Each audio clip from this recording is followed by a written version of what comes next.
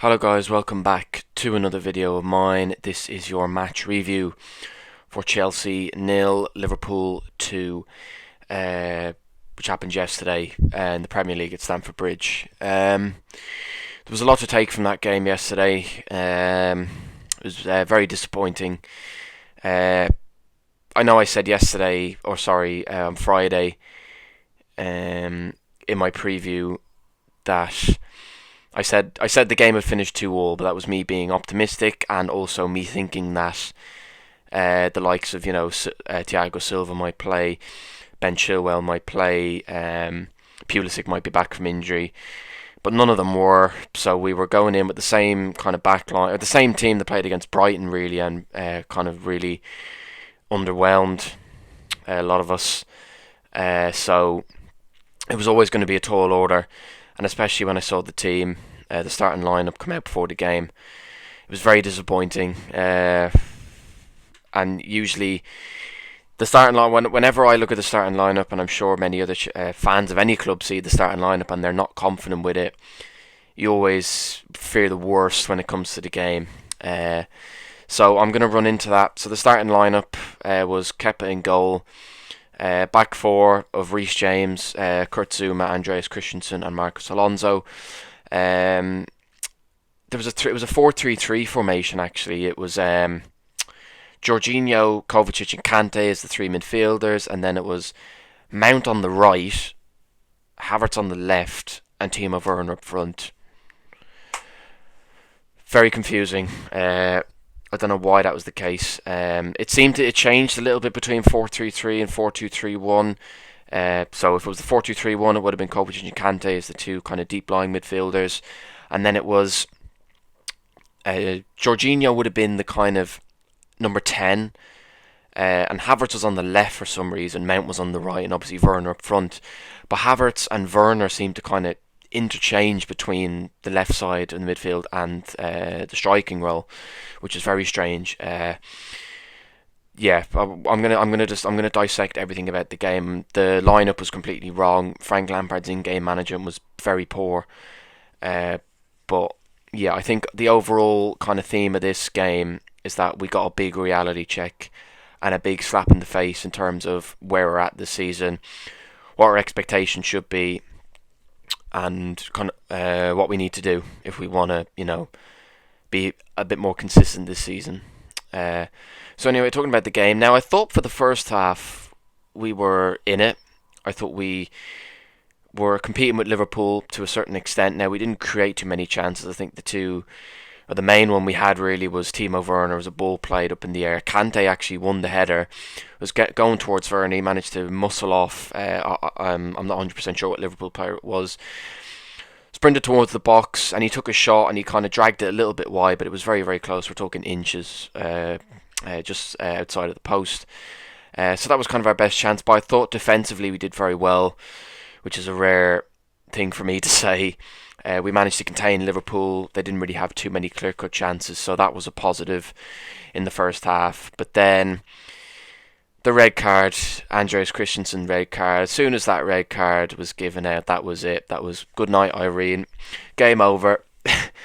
And honestly, it was just complete stupidity from Christensen. I don't know what he was thinking. I think that also shows how little confidence our back four have in Kepa. I'll get on to him in a second. But I think it was Jordan Henderson just played a ball right down the middle. Question marks over the defending again. I just praise the defence and now immediately will pick points in them because that's just what our defence is. I cannot emphasise how much we need Thiago Silva, Ben Chilwell, and Edouard Mendy to come into that team. I would actually pay for them to just be put in the team next week against West Brom. But yeah, anyway, Jordan Henderson played a ball through. Mane was like happy days, ran right into the gap, and that's the question as I'm just about to ask. Why are Zouma and Christensen so far apart from each other? The two centre halves are meant to be constantly talking. They're meant to be close together so there's no one running in between the gap. One marks a player and one drops off a little bit, so there's cover. So if the centre back who's marking the forward, for example, he gets beaten, he has cover behind him. in this situation, I can understand if they're not that tight because the ball's obviously in our half. But as soon as Liverpool regain possession, those two centre halves have to close in together to stop any ball going through the gap. And especially with someone like Jordan Henderson who likes to pick passes, it was his, like, it was just so easy for him. And then, as I said, ball went through, Mane sprinted onto it like a flash, and Andreas Christensen just forgot what sport he was playing and just decided to rugby tackle Sadio Mane. And I don't think anyone can have any complaints about the colour of the card. It was a red card. He was the last man.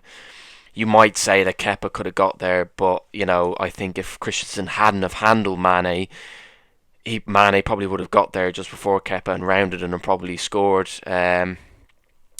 It was originally given as a yellow card, but the referee went over to VAR, changed his decision from a yellow to a red, and rightfully so, I have to say. I can't really have any complaints, nor does any Chelsea fan really.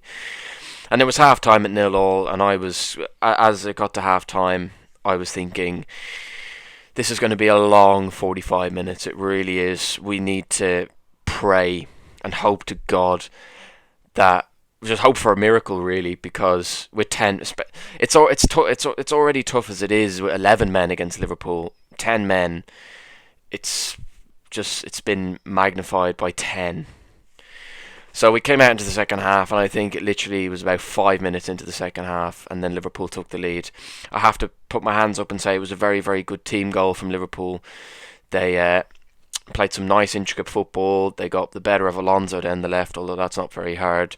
Firmino kind of chipped the ball back towards Mane, who headed it across areas of Balaga and into the back of the net. You could blame Kurt Zouma was the one marking Sadio Mane. Why he wasn't tighter to Mane or how he let him run across him was poor, but it was a good goal nonetheless.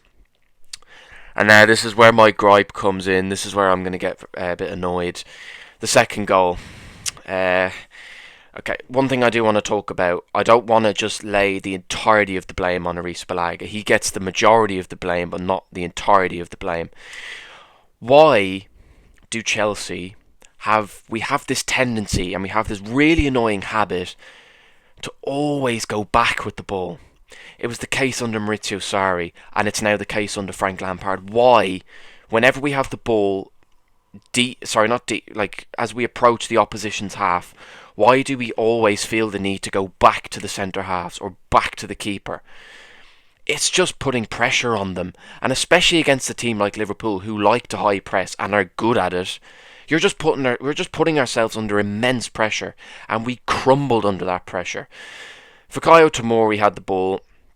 Now, if I were him, knowing that Kepa Arrizabalaga just cannot be trusted in any shape or form, what Fikayo Tomori should have done was just boot the ball out for a throw-in, or boot it right across the pitch out to the other side of the pitch for a throw-in. Just put it out of play so he can reshape and, start again. But what does he do? He passes it straight back to Kepa, putting Kepa under pressure. And what does Kepa Arrizabalaga do now? I've seen the highlights, I've seen the replay from Kepa's angle. He can quite clearly see that Sadio Mane is putting him under pressure. What he should have just done is just boot the ball clear. Just hoof it up the other end of the pitch. Then you're not under any pressure. What does he try and do? He tries to play it to, I think it was Jorginho waiting for, or on the edge of the box. Completely mishits the pass. Plays it straight to Sadio Mane, who just rolls it into the net. 2-0. And I think I've said in the preview for the Brighton game about a week and a bit ago, Kepa should be given a chance, like anyone should, rightfully so. I said at the time it was a new season, chance for him to kind of prove himself. He's done nothing to prove himself, and I think it's just time for him to just either just leave completely, because he's just not, he just hasn't set, his confidence is shot quite clearly, and he's not going to gain more confidence by playing. Usually that would be the case. But he just looks like his confidence is getting worse by playing. So I think either send him out on loan somewhere where he'd be probably, He'd be a bit more accustomed to playing and would be probably one of the better players in that team, whoever it may be. Or just, you know, cut all ties. We're going to lose money if we do decide to sell him permanently. We're going to lose money on him anyway, because no one in their right mind would spend as much money as we did on, on Kepa. So either cut all ties. We're going to not, as I said, we're not going to get as much money, or probably send him out on loan is probably the best option. Try and get his confidence back up somehow. But seriously, it's done now. Honestly, Edouard Mendy, that signing cannot come quick enough. And honestly, I would throw him straight into the team against West Brom next week. I play Caballero against Barnsley on Wednesday. But Caballero, unless Mendy is signed, Caballero on Wednesday against Barnsley. And hopefully Mendy will have been signed by next Saturday and he can play against West Brom.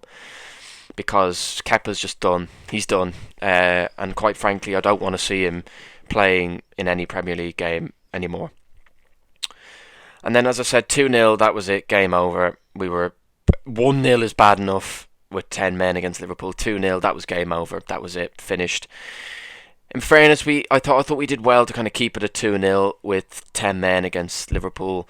I was kind of fearing the worst at 2-0 with 10 men. I was saying just please don't be 4 or 5. Although that could probably, a lot more could have been said on maybe Liverpool took the foot off the gas a little bit more than we defended well. We actually got a penalty towards the end of the game. Werner, one of the only kind of bright sparks in the game, ran into the box. He was fouled by Thiago and we got a penalty, and I think when we missed the penalty, and that just kind of summed up the day overall, the game overall. It was a pretty poor penalty from Jorginho. I know he has a very good record from the penalty spot, but his run up and his style of penalty taking, it's a bit predictable now. It's a bit slow. I'm not blaming Jorginho. Anyone can miss a penalty. Everyone should be scoring penalties really, but anyone can miss a penalty. I'm not going to blame him for it, but his kind of run up is a bit slow and can be predictable at times. But players miss penalties. That's just football, isn't it? I'm not going to give out to Jorginho for it. And then the game finished 2-0, and as I said earlier in the video, I think we got a bit of a reality check in terms of, what to expect from this season, and not to expect that these signings to just click and gel straight away, especially when half of them haven't even played yet. We're still missing Ziyech, we're still missing Silva, we're still missing Ben Chilwell. Pulisic is still to come back from injury as well, so we still have a lot of a squad to come back from injury. So I think, and as it is, it's only the second game of the season. It's not like this is the second last game of the season where we had a chance to win the league today or anything on those lines. We still have 36 games left to play. There's a long way to go this season, and you're almost kind of glad that we got one of the kind of tougher games out of the way early on.